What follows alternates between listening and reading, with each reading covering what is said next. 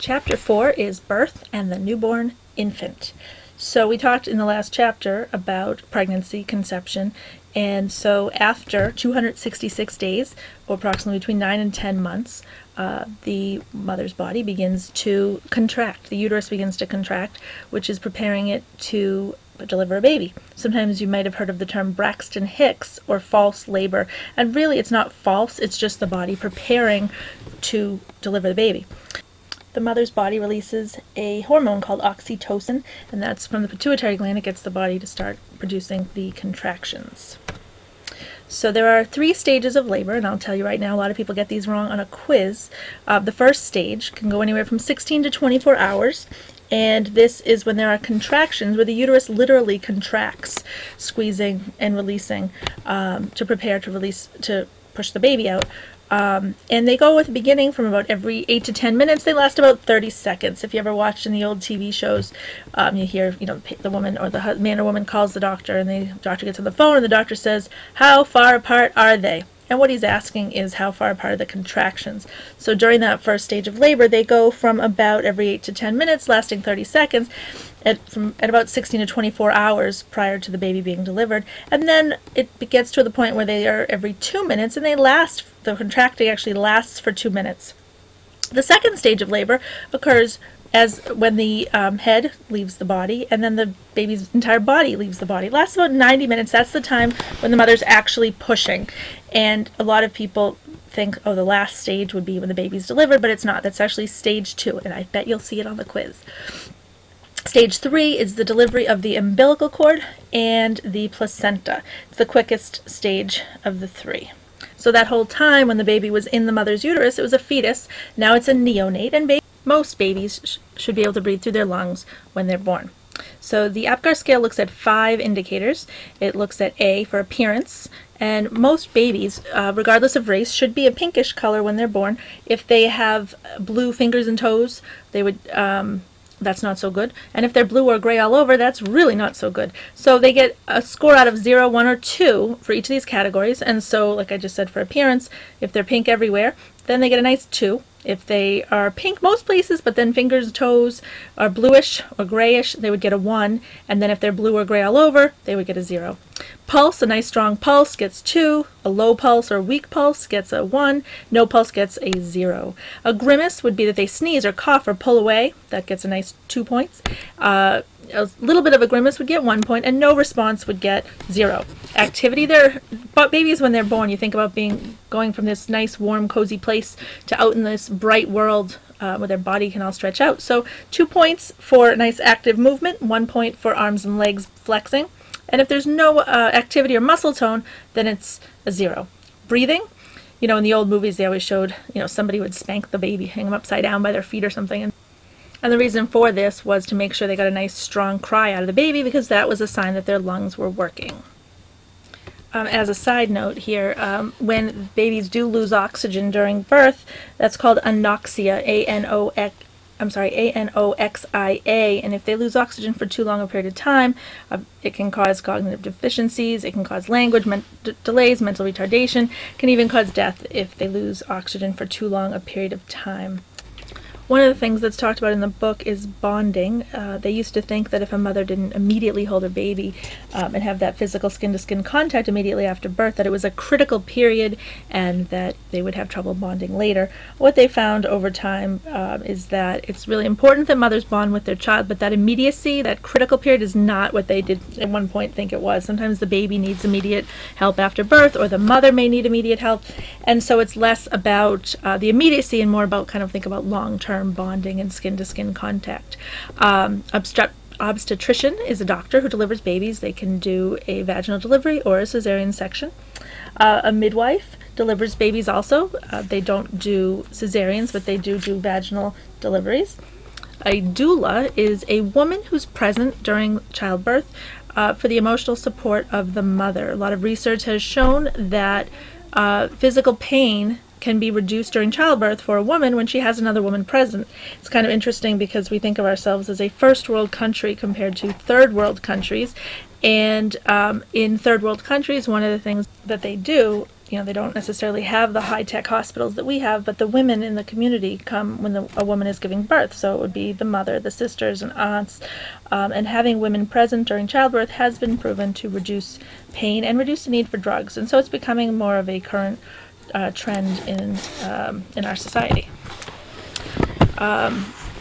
So worldwide, statistically, in the United States, 99% of births are attended by professional, only half in third world, or what we want to call third world countries. Something to think about why that might be and what kind of impact that might have. So pain. Pain during childbirth. Pain is different for everybody. If I was seeing you face to face right now, I'd call 2 students up to the front of the room, and I would have one stand on my left and one stand on my right, and I would pretend to pinch each of those students equally hard. And one thing that you would find is one student could get really upset and, oh, it hurts so much, and the other one, oh, that's kind of annoying. One thing we think about is the difference between sensation and perception. Sensation is the actual physical feeling, and perception is how we take it in, and everybody's different in the way they take in pain. So some people want or need more pain relief during childbirth than others. So there's different kinds of anesthesia that's used. I'm going to have you just refer to the book, but there's spinal, there's walking epidural. One of the downfalls of an epidural is that it reduces sensation. Because it takes away pain, it also makes it harder for a woman to push. So it is possible to slightly increase the need for an emergency C-section if a woman is unable to push. But that said, if a woman needs something for the pain, you need something for the pain. So it used to be that women stayed in the hospital a lot longer than they do right now because of health insurance and other things like that. Women don't stay in the hospital for as long as they used to. Vaccinations. There is a whole article in the book on page 93, the vaccination wars. One of the things that is talked about is some people think there's a link between vaccines and autism. Some people think that it's different vaccines, there's different controversies over them. And it's a good From Research to Practice article in the book with some questions on page 93 in the 6th edition if you're interested in reading that. So if a baby is 38 weeks or more, they're considered a full-term pregnancy. It's considered full-term. Less than 38 weeks is considered preterm. If it is low birth weight, that would be babies weighing less than 5.5 pounds. And small for gestational age would be, depending on when they were born, it's that they would weigh 90% of what another typical baby at that size and age would have weighed. So they're smaller than they should be, quote unquote should, for the amount of time they were in utero. Very low birth weight, babies less than 2.25 pounds. If you remind me in class, I will tell you the story of my cousin's baby. There are a lot of complications that can arise because when we talked about pregnancy in the last chapter, one of the things we talked about is the different parts of the body that develop at different times during the pregnancy. So things that develop in utero later on in pregnancy wouldn't have had the time to develop. It's also possible for a baby to be in utero too long, post-mature. So this would be if a baby after 2 weeks still haven't been born, it's like 42 weeks later, the amniotic fluid starts to dry up, and at that point they usually would tend to take the baby even if the mother did not go into labor. Cesarean section, surgical procedure to remove a baby. 40 years ago, it was a vertical incision going from like right below the belly button straight down, and it did cut through a lot more muscle tissue and left a much bigger scar. Now it seems to be, it is a vertical incision, and I always joke that it's in the fat fold, and it's funny because I would say it's probably about 3 inches long, and I still can't figure out how they got, for me especially, 2 babies out of that tiny little hole. But my mother's scar is way worse than mine. Hers is vertical, mine's horizontal, and you can barely see it. So this is an interesting chart with cesarean deliveries by country, and this is in your book.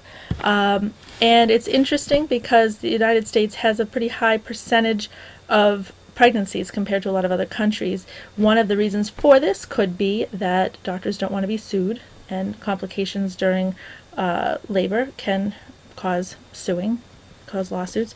Another reason is convenience. If a baby is due on Christmas and someone doesn't want to deliver on Christmas, they may decide to deliver the baby a week earlier. Stillbirth is when a child is born, but they have passed away prior to delivery. Infant mortality, death within the first year of life, very sad. Race and infant mortality is an interesting thing. African American children have the highest rate of infant mortality, dying within the first year of life, whereas, and there's also been less of a dramatic decrease over time. This was 1983 to 2003. This is a very interesting chart. Looks at the childbirth-related leave policies. Up until President Clinton in the United States, they didn't have to do anything. They didn't have to hold your job for you. If you went out on leave to have a baby, that was life. Then President Clinton passed the Family Leave Act, which allowed for 12 weeks of unpaid leave. So they had to hold a position for you, but there is no pay. And if you look at countries like Norway, where you get 52 weeks of parental leave, that's a year that either parent can stay home, and you get 80% of your salary, and then 2 years to raise the child, and there's a flat rate for that.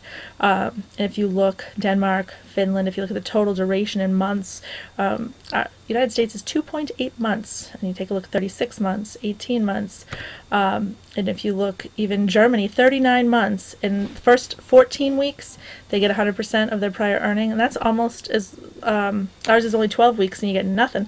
They get 100% for 14 weeks. So it's kind of an interesting chart. Postpartum depression. So there's two different things. There's baby blues and there's postpartum depression. Baby blues is a period of a couple of days right after a woman gives birth where she might have extreme mood swings from the hormones. If you think about taking a baby and the placenta and amniotic fluid and all that leaving the body, there's a lot of adjusting to be done, and that's a few days. But postpartum depression can last months, even up to almost a year later, and can it's one of the reasons that mothers are supposed to go for a 6-week checkup after they deliver a baby, just to check in. Yes, physical health is important, but they also want to check in and make sure the mother's not depressed, because a depressed mother can be a very negative influence on a newborn baby. When you think about a mother smiling and the back and forth socialization between a mother and child, the depressed mother is there's a lot of research behind the influence of a negative influence of a depressed mother on a newborn. So babies have reflexes, and they are automatic, unlearned, and certain stimuli can cause them. Sucking, swallowing, rooting. Sucking's obvious. They need that for eating. Swallowing to consume food. Rooting reflex, if you look at it, take a newborn baby and you rub their cheek, they'll turn their head as if looking for food, and that is like a seeking out of food automatic response. This is just a little bit on Katya, at the end of the chapter, that is talked about just some things going on with her reflexes and her reaction and response to the new outside world. Babies can hear very well by about 6 or 7 months in utero, so that's why the mother's voice is very familiar to them, even from the minute they're born, and then the father or partner's voice would be the second most familiar voice to them. Vision is not fully developed until a few weeks, probably about 6 to 12 weeks after birth. And one of the things that we have is binocular vision, which is how the left eye and the right eye work together. When you think about the overlap in space, if you cover one eye and then you cover the other eye, you'll find that there's that whole space that both eyes see, and they work together to see binocularly. And babies are not born with that. They have to get used to that, and it takes a couple of weeks, a couple of months even, before their vision in acuity or 20/20 like what they will be as adults. At birth, the sense of smell and taste also fully developed. They often say you should give babies vegetables before fruit, because otherwise they develop a taste of loving the sweet.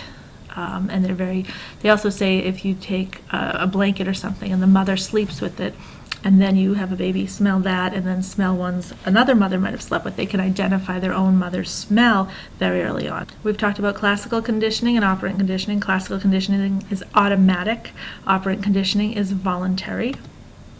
Habituation is that getting used to something. So it's sort of like that new car that's new and exciting, and then it becomes less exciting. It's a good way of judging intelligence with children, because if the quicker they get used to something, the sign of intelligence. Okay, these are factors associated with low birth weight.